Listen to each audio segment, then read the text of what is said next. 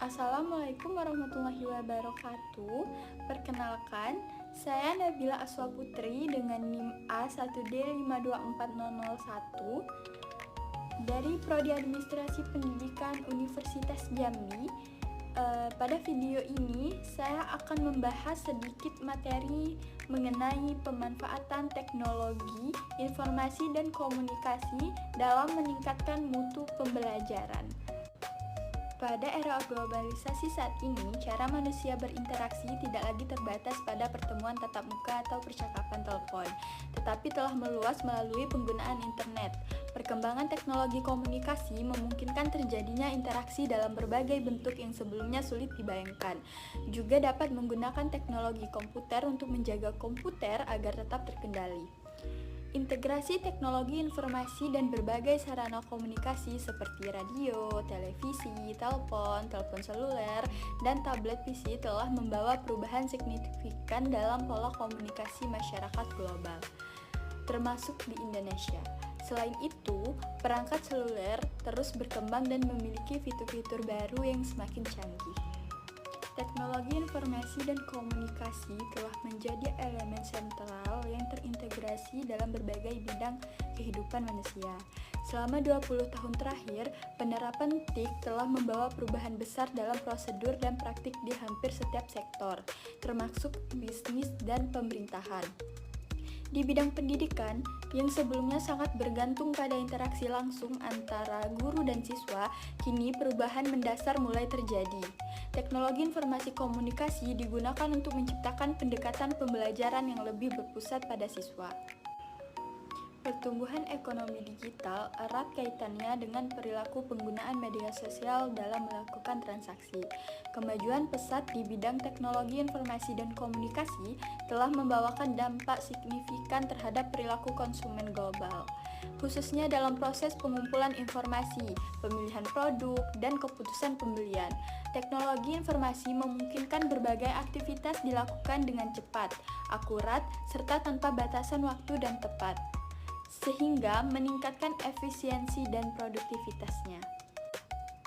Perubahan salah satu aspek penting yang perlu ditingkatkan dalam dunia pendidikan adalah kualitas proses pembelajaran, baik dari kesempatan belajar siswa maupun kondisi yang tersedia. Peningkatan kualitas ini harus difokuskan pada pendekatan yang berpusat pada siswa, di mana siswa diharapkan mampu belajar secara mandiri dan mengembangkan kreativitasnya. Salah satu langkah strategis untuk mencapainya adalah melalui pemanfaatan media dan teknologi dalam bentuk sistem pembelajaran digital. Munir menjelaskan bahwa pembelajaran digital adalah sistem yang memberikan siswa kesempatan belajar dengan cara yang lebih luas, lebih beragam, dan lebih fleksibel. Dalam pelaksanaannya, komunikasi sangat penting antara guru dan siswa melalui berbagai media daring seperti komputer dan telepon. Selain itu, sistem web memainkan peran penting dalam mendukung pembelajaran digital. Pembelajaran online memiliki ciri-ciri yang pertama, pembelajaran individu, di mana peserta didik mampu menciptakan suasana belajar yang nyaman dan sesuai dengan kebutuhan pribadi, belajar secara mandiri. Yang kedua, terstruktur dan sistematis, di mana kegiatan pembelajaran online dirancang dengan perencanaan matang, termasuk penyusunan silabus, RPP, materi, dan sumber belajar. Yang ketiga, keaktifan, di mana keterlibatan aktif siswa sangat diperlukan untuk mendukung proses pembelajaran dengan memanfaatkan berbagai teknologi pendukung. Yang keempat, konektivitas, di mana pembelajaran online memungkinkan keterhubungan antara siswa, guru, dan dunia maya, memperluas akses terhadap sumber belajar yang tidak terbatas. Pembelajaran daring yang juga dikenal sebagai e-learning atau mobile learning menawarkan kemudahan akses terhadap berbagai pengalaman belajar. Pelajar dapat belajar baik secara individu di ruang pribadi maupun secara kolaboratif melalui koneksi sinkron, langsung, atau asinkron tertunda. Dalam komunikasi global, menurut Zahiyah binti Qasim dan Abdul Razak bin Ahmad, Berdasarkan pandangan Talestra et al. Dan Karolis et al., pembelajaran daring memungkinkan peserta didik mengontrol proses belajar mereka melalui pendekatan kolaboratif, interaktif, dan mandiri. Media elektronik menyediakan lingkungan belajar berbasis prinsip just in time yang mendukung belajar di mana saja, kapan saja, oleh siapa saja. Sistem pembelajaran merupakan kombinasi terorganisasi dari berbagai unsur. Yang pertama meliputi unsur manusia, yaitu siswa, guru, pustakawan, laboran, staf administrasi, dan pendukung lainnya.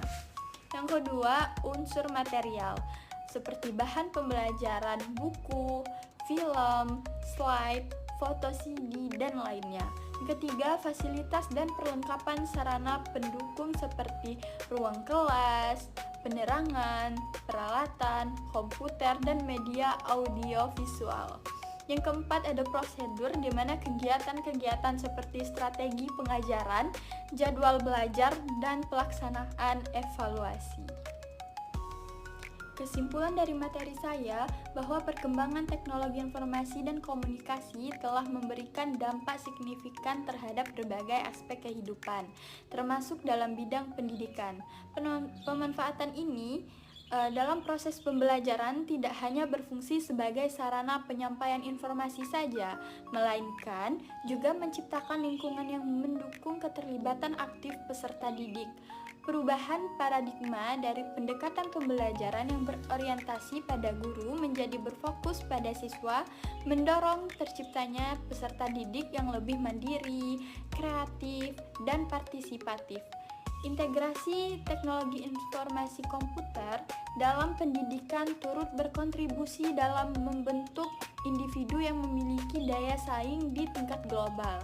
Pembelajaran di masa depan dituntut untuk bersifat lebih terbuka, lintas disiplin, produktif, serta kompetitif dengan memanfaatkan teknologi sebagai sarana untuk meniadakan batasan ruang dan waktu. Baiklah, sekian materi pembelajaran dari saya. Kurang dan lebihnya saya mohon maaf. Saya akhiri. Wassalamualaikum warahmatullahi wabarakatuh.